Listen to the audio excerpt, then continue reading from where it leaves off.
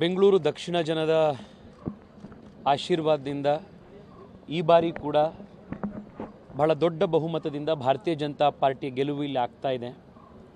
ನರೇಂದ್ರ ಮೋದಿಯವರು ದೇಶದ ಪ್ರಧಾನಿ ಆಗಬೇಕು ಅನ್ನುವಂಥ ಹಂಬಲದಿಂದ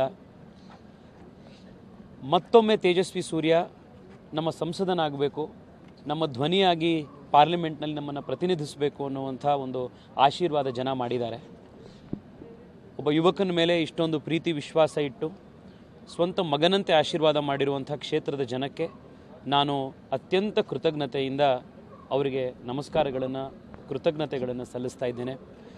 ಕಳೆದ 5 ವರ್ಷದ ಹಿಂದೆ ಆಯ್ಕೆ ಮಾಡಿದಾಗ ಆಗಿನ್ನೂ ನಾನು ಹೊಸಬ, ಆಗಿನ್ನೂ ಅನುಭವದ ಕೊರತೆ ಇತ್ತು. ಆಫೀಸ್ನಲ್ಲಿ ಒಂದು ಲೆಟರ್ ಹೇಗೆ ಡ್ರಾಫ್ಟ್ ಮಾಡಬೇಕು ಅನ್ನೋದರಿಂದ ಹಿಡಿದು ಪಾರ್ಲಿಮೆಂಟ್ನಲ್ಲಿ ಅಟೆಂಡೆನ್ಸ್ ರಿಜಿಸ್ಟರ್ ಎಲ್ಲಿರುತ್ತೆ ಅನ್ನೋವರೆಗೂ ಕೂಡ ಪ್ರತಿಯೊಂದನ್ನು ಕೂಡ ಸ್ವಂತ ಕಲಿತು 5 ವರ್ಷ ಅನುಭವ ಪಡ್ಕೊಂಡಿದ್ದೀವಿ.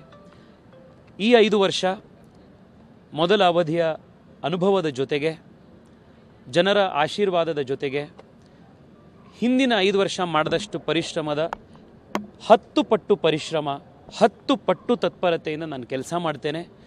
ಬೆಂಗಳೂರಿನ ಧ್ವನಿಯಾಗಿ, ಕರ್ನಾಟಕದ ಧ್ವನಿಯಾಗಿ ಸಂಸತ್ತಿನಲ್ಲಿ ನಮ್ಮ ಕರ್ತವ್ಯವನ್ನು ನಾವೆಲ್ಲರೂ ಕೂಡ ನಿಭಾಯಿಸ್ತೇವೆ.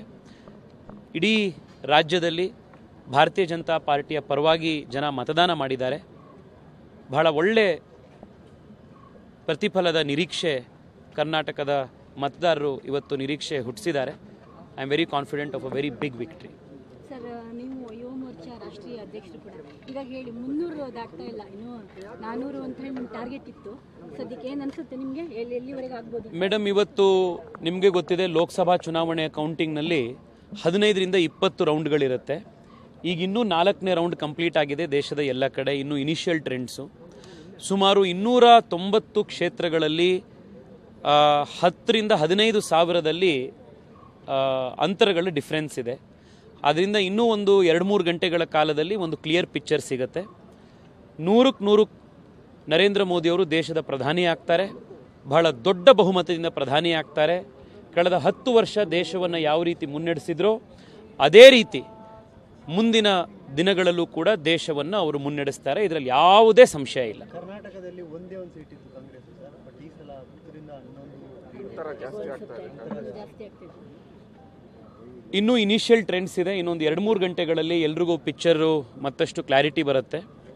ಕರ್ನಾಟಕದಲ್ಲಿ ನನ್ನ ಲೆಕ್ಕಾಚಾರದಲ್ಲಿ ವರ್ಸ್ಟ್ ಕೇಸ್ ಸಿನಾರಿಯೋದಲ್ಲಿ BJPಗೆ 17ರಿಂದ 18 ಸೀಟ್ ಬರುತ್ತೆ. ಹಲವಾರು ಸೀಟ್ಗಳಲ್ಲಿ ಮಾರ್ಜಿನ್ಗಳು ಇನ್ನೂ 10,000 15,000ದ ವ್ಯತ್ಯಾಸದಲ್ಲಿದೆ.